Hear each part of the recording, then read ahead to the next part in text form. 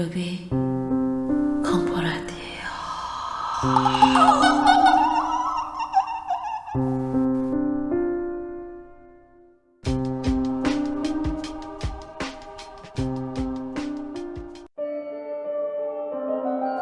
선택.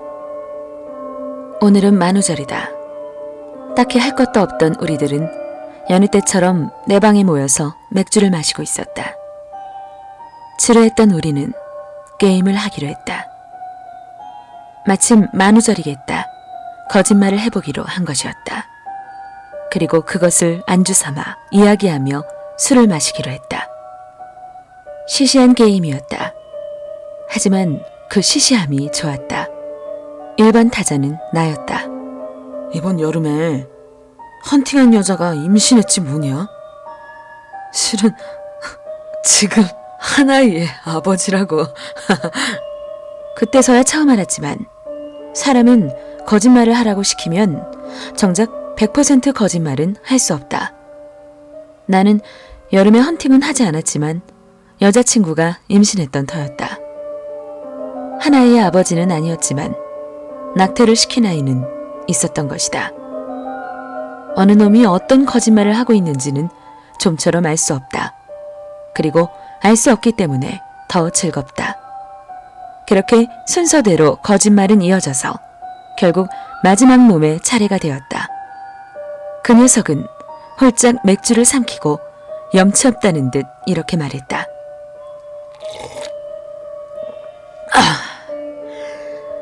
나는 너희같이 그럴듯하게 거짓말은 못하겠어. 그 대신 하나 만들어낸 이야기를 해줄게. 뭐야 그게? 게임의 취지에 어긋나잖아. 에이, 상관없으니까 들어봐. 심심하게 만들지는 않을 테니까. 그렇게 말하고 자세를 바로잡은 그는 중얼거리며 이야기를 시작했다. 아침에 일어나자 아무것도 없는 흰 방에 있었다. 어째서 거기에 있는지, 어떻게 거기까지 왔는지는 전혀 기억이 없다. 단지 눈을 뜨자 내가 그곳에 있었다. 한동안 망연자실한 채 상황을 파악하지 못하고 서 있었지만 갑자기 천장에서 소리가 들려왔다. 낡은 스피커인지 노이즈가 낀 이상한 목소리였다. 지금부터 나아가게 될 길은 인생의 길이며 인간의 업을 걷는 길이다. 선택과 고민과 결단만이 있다. 걷는 길은 많아도 끝은 하나. 결코 모순된 길을 걷지 마라. 그제야 깨달았지만 내 등 뒤에는 문이 있었다. 옆에는 나아가라 라고 써진 붉은 글씨가 찰싹 붙어 있었다. 그 문으로 들어서자 오른손에는 텔레비전이, 왼손에는 침낭이 들려 있었다. 텔레비전에서는 쉴 새 없이 수많은 나라의 굶주린 이들의 모습이 비치고 있었다. 그리고 바닥에는 종이 조각이 떨어져 있었다. 세 개 중 하나를 고르시오. 하나, 오른손의 텔레비전을 망가뜨리기. 둘, 왼손의 침낭 속 사람을 죽이기. 셋, 당신 스스로 목숨을 끊기. 첫 번째를 선택하면 출구에 가까워집니다. 당신과 왼손 침낭에 들린 사람은 앞으로 나아가고 그 대신 텔레비전에 나온 사람들이 죽습니다. 두 번째를 선택하면 출구에 가까워집니다. 그 대신 왼손 침낭에 들린 사람은 죽고 맙니다. 세 번째를 선택하면 왼손 침낭에 들린 사람은 출구에 가까워집니다. 하지만 당신은 그대로 끝입니다. 어이가 없었다. 셋 중 어느 것을 선택해도 답이 없었다. 화가 날 정도로 멍청한 소리였다. 하지만 정작 그 상황에 놓이자 그런 생각은 들지 않았다. 오히려 나는 공포에 질려 덜덜 떨고 있었다. 그 정도로 그 방의 분위기는 이상했고 뭐라 말할 수 없는 중압감이 있었다. 그리고 나는 생각했다. 어딘가에 살고 있는 불특정 다수의 생명인가? 바로 옆에 있는 낯선 하나의 생명인가? 나 자신이 그 누구보다 잘 알고 있는 그 목숨인가? 앞으로 나아가지 않으면 어차피 죽는다. 그것은 세 번째를 선택하는 것일까? 싫다. 아무것도 모른 채 여기서 죽고 싶지는 않다. 하나의 생명인가? 아니면 많은 이들의 생명인가? 그것은 비교할 필요도 없었다.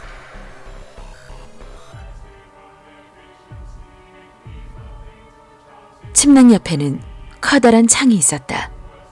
나는 조용히 창을 손에 들고 천천히 치켜든 뒤 움직이지 않는 애벌레 같은 모습의 침낭으로 창을 내리꽂았다. 둔한 소리가 감각이 전해진다. 다음 문은 아직 열리지 않았다. 한 번 더 창으로 찌른다. 얼굴이 보이지 않는다는 점이 죄악감을 마비시킨다. 한 번 더 창을 치켜들자 철컥 하고 문이 열렸다. 오른손의 텔레비전에서는 색이 없는 눈동자의 아귀가 부릅뜬 눈으로 나를 바라보고 있었다. 다음 방에 들어서자 오른손에는 여객선의 모형이, 왼손에는 똑같이 침낭이 있었다. 바닥에는 역시 종이가 떨어져 있었고 거기에는 이렇게 쓰여 있었다. 세 개 중 하나를 고르시오. 하나, 오른손의 여객선을 부수기. 둘, 왼손의 침낭을 태우기. 셋, 당신 스스로 목숨을 끊기. 첫 번째를 선택하면 출구에 가까워집니다. 당신과 왼손에 들린 사람은 앞으로 나아가고 그 대신 여객선의 승객들은 죽습니다. 두 번째를 선택하면 출구에 가까워집니다. 그 대신 왼손 침낭에 들린 사람은 죽고 맙니다. 세 번째를 선택하면 왼손 침낭에 들린 사람은 출구에 가까워집니다. 하지만 당신은 그대로 끝입니다. 여객선은 단순한 모형이었다. 제대로 생각하자면 그런 모형을 부순다고 사람이 죽을 리가 없었다. 하지만 그때 나는 그 종이에 적힌 것은 반드시 사실이라고 생각했다. 이유는 없었지만 단지 그렇게 믿고 있었다. 나는 침낭 옆에 있던 등유를 침낭이 젖도록 뿌리고 성냥을 켜서 던졌다.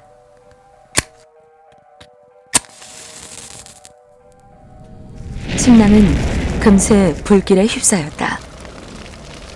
나는 여객선의 앞에 서서 뿌연 연기 속의 모형을 바라보며 문이 열리기만을 기다렸다. 2분 정도 지났을까? 더 이상 시간 감각은 없었지만 사람이 죽는 시간이니 아마 2분 정도였을 것이다. 철컥하는 소리와 함께 다음 문이 열렸다. 왼손이 어떻게 되어 있는지 확인은 하지 않았고 하고 싶지도 않았다. 다음 방에 들어서자 이번에는 오른손에 지구본이 있었고 왼손에는 또 침낭이 있었다. 나는 빠른 걸음으로 들어서 종이 조각을 주었다. 세 개 중 하나를 고르시오. 하나, 오른손의 지구본을 부수기. 둘, 왼손의 침낭을 쏘기. 셋, 당신 스스로 목숨을 끊기. 첫 번째를 선택하면 출구에 가까워집니다. 당신과 왼손에 들린 사람은 앞으로 나아가고 그 대신 지구상 어딘가에 핵폭탄이 떨어집니다. 두 번째를 선택하면 출구에 가까워집니다. 그 대신 왼손 침낭에 들린 사람은 죽고 맙니다. 세 번째를 선택하면 왼손 침낭에 들린 사람은 출구에 가까워집니다. 하지만 당신은 그대로 끝입니다. 내 사고나 감정은 이미 완전히 마비되어 있었다. 나는 반쯤 기계적으로 침낭 옆에 있는 권총을 주워 장전하고 곧바로 방아쇠를 당겼다. 탕 하고 메마른 소리가 울려 퍼졌다.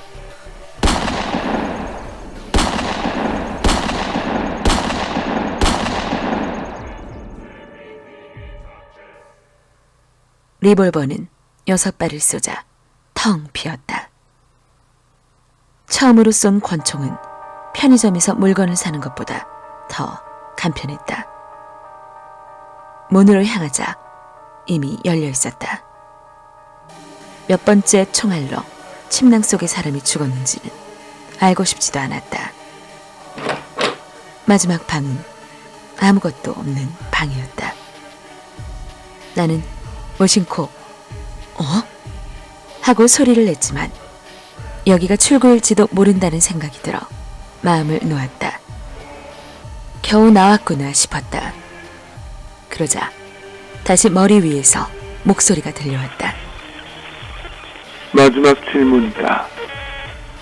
3명의 인간, 그리고 그 3명을 제외한 전 세계의 인간, 그리고 너. 셋 중 하나를 죽여야 한다면 너는 무엇을 선택하겠나?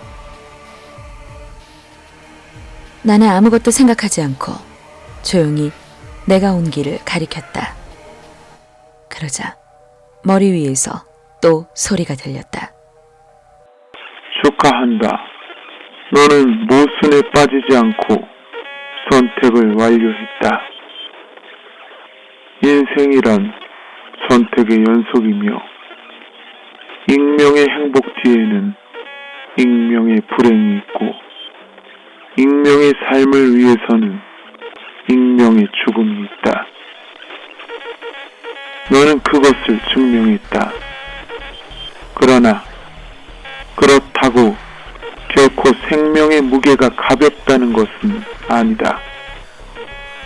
마지막으로 너에게 한 사람 한 사람의 생명이 얼마나 무거운 것인지를 느끼게 해주마. 출구는 열렸다. 축하한다.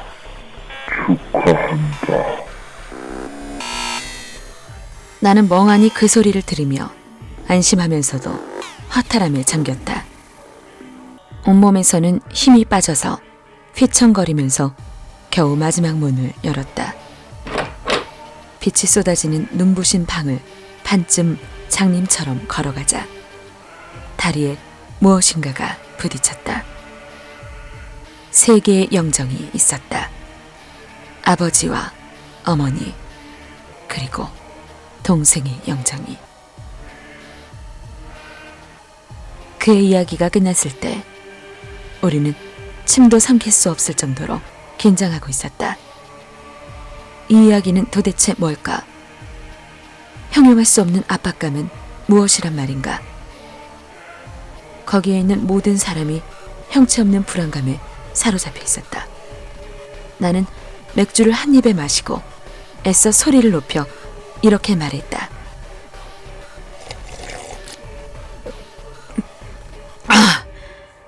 그런 기분 나쁜 이야기는 그만해. 재밌는 거짓말을 해보라니까.